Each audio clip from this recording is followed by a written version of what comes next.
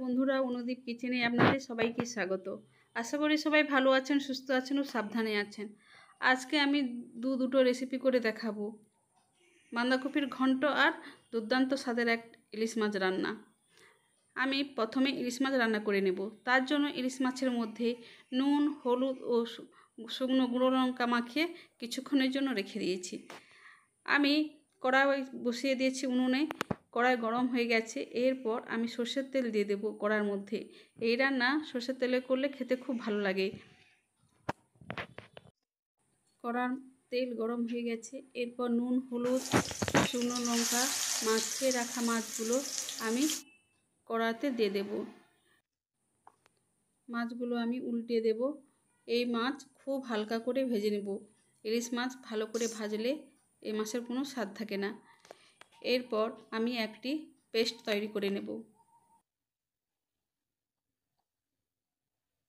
একটা বাটিতে হাফ চামচ জিরে গুঁড়ো, হাফ চামচ হলুদ গুঁড়ো আর 1 চামচ লঙ্কা গুঁড়ো দিয়ে সামান্য জল দিয়ে পেস্টটা গুলে নেব।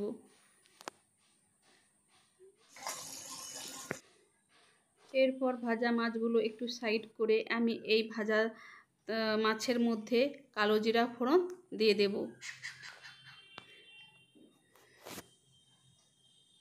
দিয়ে পেস্ট করা মশলাটা আমি এই মাছের উপর দিয়ে দেব। দিয়ে কিছুক্ষণের জন্য রেখে দেব, 2-3 মিনিটের জন্য। 2-3 মিনিট হয়ে গেলে আমি মাছগুলোকে হালকাভাবে উল্টে দেব।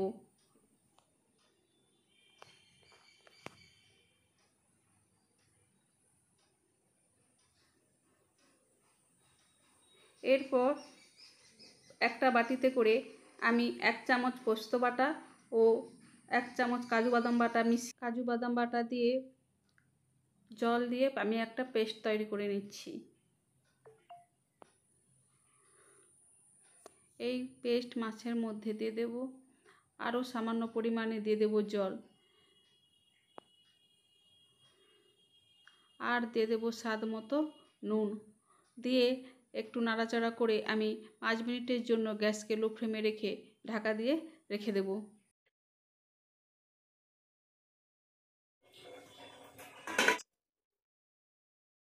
5 মিনিট পর আমি ঢাকনা খুলে কালো সরষে বেটে রেখেছি, তাকে আমি ছাঁকনি দিয়ে জলটা দিয়ে দেব।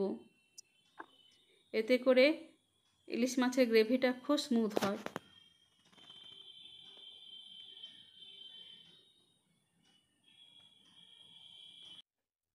এরপর কিছুক্ষণ ফুটিয়ে নিলেই তৈরি হয়ে যাবে ইলিশ মাছের রেসিপিটি।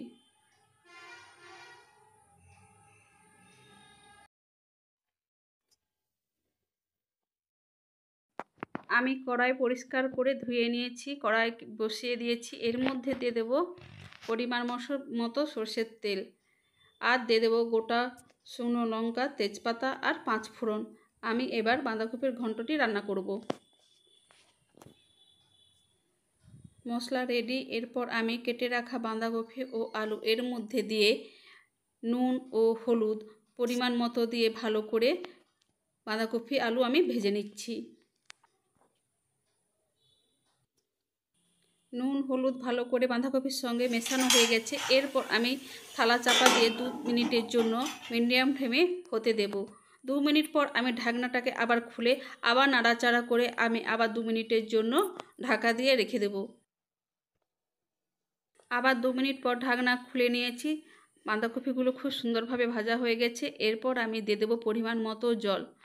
পরিমাণ মতো জল দিয়ে মিডিয়াম ফ্লেমে আমি বাঁধাকপি ও আলু সেদ্ধ হওয়ার জন্য রেখে দেব। 10 মিনিট পর ঢাকনা খুলে নিয়েছি। বাঁধাকপি ও আলু সুন্দরভাবে আমার সিদ্ধ হয়ে গেছে। এরপর আমি পাত্রে ঢেলে রেখে দেব বাঁধাকপি। এরপর কড়াইতে দিয়ে দেব সর্ষের তেল। তেল গরম হয়ে গেছে। এরপর ছোট করে কুচিয়ে রাখা পেঁয়াজ দিয়ে লাল করে আমি পেঁয়াজগুলোকে ভেজে নিচ্ছি।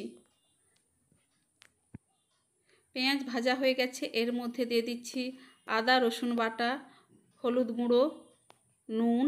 আমি সিদ্ধ হওয়ার সময় হলুদ ও লবণ দিয়ে সিদ্ধ করেছি, তাই অল্প পরিমাণে হলুদ ও লবণ এখানে দিচ্ছি। আর দিচ্ছি লঙ্কা গুঁড়ো, জিরে গুঁড়ো আর টমেটো পেস্ট দিয়ে ভালো করে মশলাটা আমি কষিয়ে নেব। মশলা যত ভালো কষানো হবে তত ভালো তরকারির স্বাদ হবে। মশলা আমি সুন্দরভাবে কষিয়ে নিয়েছি দেখুন। এরপর আমি সিদ্ধ করে রাখা বাঁধাকপিটা এর মধ্যে দিয়ে দিচ্ছি। আমি কিন্তু বাঁধাকপির এখানে জল সহ দিয়েছি, জল ফেলাইনি। এরপর নাড়াচাড়া করে আমি আবার 2-3 মিনিটের জন্য ঢাকা দিয়ে রেখে দেব বাঁধাকপি।